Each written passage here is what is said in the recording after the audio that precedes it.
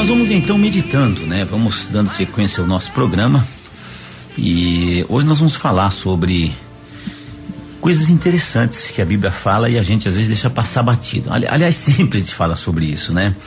Mas vamos falar um pouquinho do testemunho da conversão de Paulo, porque eu falei para vocês, ouvintes, que existem Bíblias com traduções diferenciadas e tem a tradução Linguagem de Hoje, que é uma tradução interessante, tem também a tradução Almeida, século 21, perdão, e eu acho interessante a parte de Filipenses capítulo 3, versículos 5 e 6, quando nós vemos aqui o testemunho de Paulo.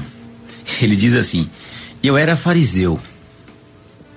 Em outra parte ele diz: eu era tão fanático, sendo fariseu, claro, que perseguia a igreja, né? Se a gente lê nas traduções mais antigas, não é necessariamente assim. Não é que eu acho interessante aqui no caso que se nós fôssemos realmente falar de nós mesmos na nossa linguagem em português, no português nosso brasileiro, nós iríamos falar a mesma coisa. Olha, eu era tão fariseu, fanático, eu persegui a igreja. E às vezes a gente não ficaria se atendo às vezes àquele português mais clássico, né? Porque isso às vezes faz com que as pessoas mais simples até não entendam. E eu acho interessante que lembrar a militância dele dentro até desse partido religioso, mas não era só religioso, era também um tanto quanto político no meu modo de entender, né, dos fariseus. Eu acredito que foi uma atitude de coragem. Paulo teve coragem para falar isso. Gente, eu era esse grupo e tal. Jesus, ele falava sobre essa seita judaica com muita força, né? Principalmente nos seus últimos discursos. No capítulo 23 de São Mateus, ele chama abertamente os fariseus de hipócritas. E não é uma vez só, são 7 vezes. Por 7 vezes ele fala que os fariseus explicam a lei de Moisés, mas eles não vivem o que eles explicam. Eles não fazem o que eles estão explicando para o povo no versículo 3. Eles colocam fardos pesados nas costas dos outros, mas eles mesmos não vivem aquilo e não ajudam os outros a carregar esses fardos. Então é interessante a gente entender, está no versículo 4, né? Observe você que eu estou falando do capítulo 23 de São Mateus neste momento. Eles copiam, no caso, os fariseus, né? Os trechos, né? Do Antigo Testamento e amarram na testa e nos braços, né? Só para serem notados pelos outros. É aquele, quando a Bíblia fala, largam os filatérios, né? Na verdade são essas inscrições do Antigo Testamento, está no versículo 5. Mas não vivem aquilo que está ali. E eles gostavam demais de ser tratados com respeito e chamados de mestres nos espaços públicos. E Jesus dizia a eles que eles trancavam a porta do reino do céu. Ou seja, eles não entravam, nem entrariam e nem também deixavam que os outros entrassem. Pessoas que queriam entrar, às vezes eram impedidas. A Bíblia fala que exploravam viúvas, roubavam-lhe os bens. E para disfarçar, faziam longas orações, no versículo 14. E atravessavam mares, viajavam por terras, fazendo discípulos, né? Dessa forma, ouvintes, a Bíblia Sagrada fala a questão do fariseu, né? Ensinam uma porção de coisas, dão o dízimo até da erva doce, mas não obedece os mandamentos mais importantes da lei. Está no verso 23.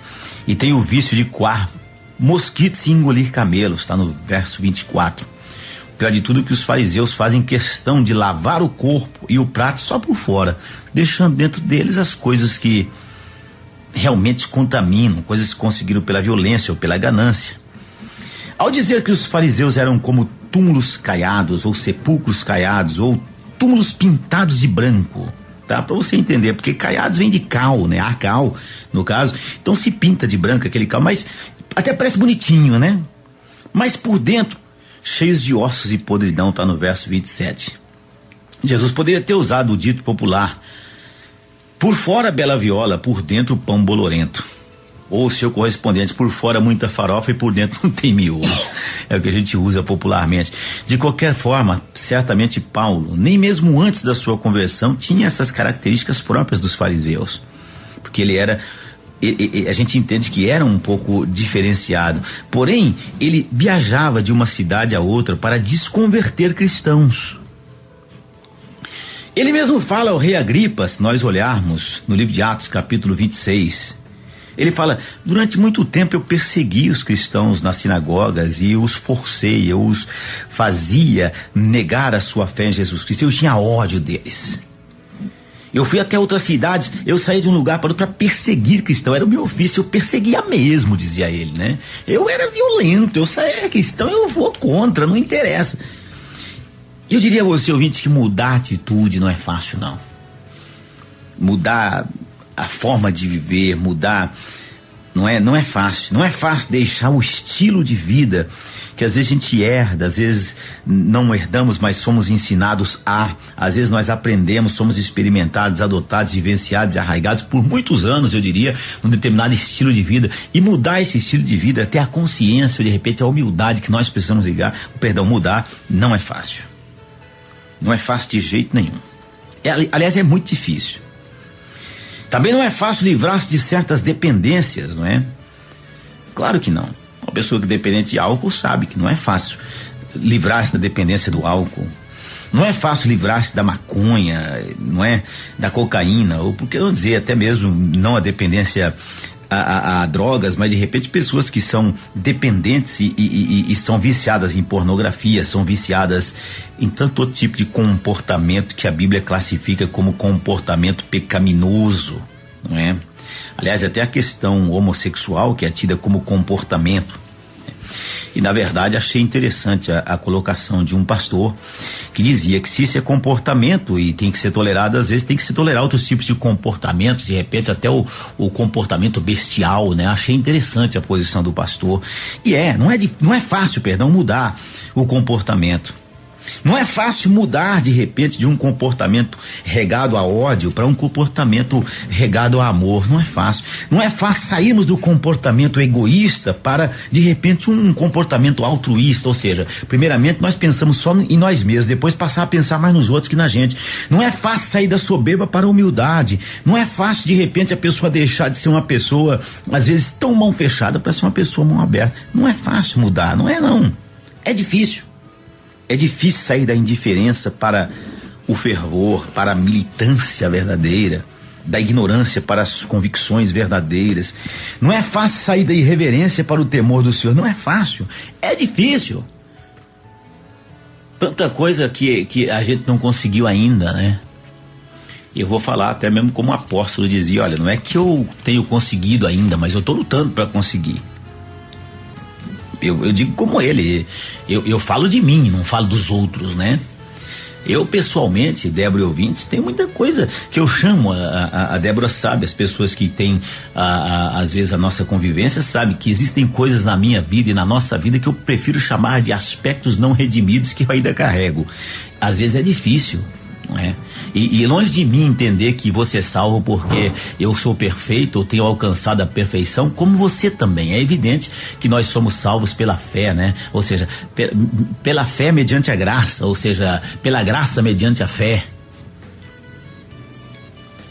É a graça. Se não for a graça, se não for o favor de Deus, ninguém é salvo. Mas a gente tem coisas na vida que nós temos que lutar, a nossa luta no dia a dia, para que nós saiamos de repente desse círculo tão difícil, né?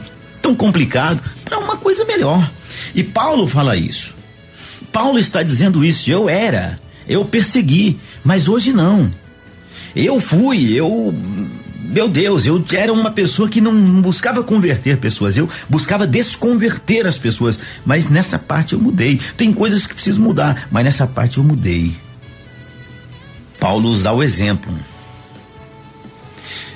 O exemplo de Paulo, a própria história bíblica, a própria história de testemunho de pessoas que nós consideramos pessoas que têm um grande testemunho, são cheias de mudanças reais e definitivas, não são mudanças por um determinado tempo. No último instante de vida, um dos ladrões crucificados ao lado de Jesus, ele deixou de escarnecer do Senhor. A princípio ele também estava escarnecendo, mas ele deixou de escarnecer e passou para o lado do Senhor. Pode ver Lucas 23, versículo 39 ao 43.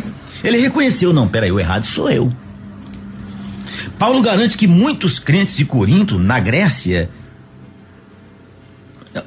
estavam necessitadas dessa situação de transformação. Mas ele diz também que muitas pessoas já haviam passado por determinadas transformações.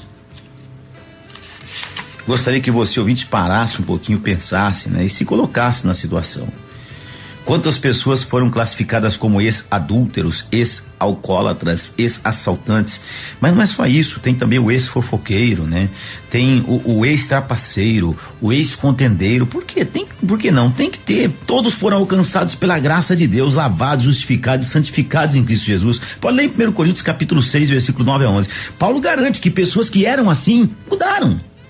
Vós que outrora éreis, ele está dizendo, daí ele classifica. Então tem todo tipo de gente que já foi um dia, mas foi transformada depois. Há esperança para todos nós, de qualquer lugar, de qualquer idade e em qualquer situação. Posso ter certeza, eu posso garantir a você com certeza que você vai poder dizer um dia: eu fui, mas hoje, graças a Deus, não sou mais. É simplesmente você deixar Deus agir na sua vida e fazer a parte que a você cabe. É verdade.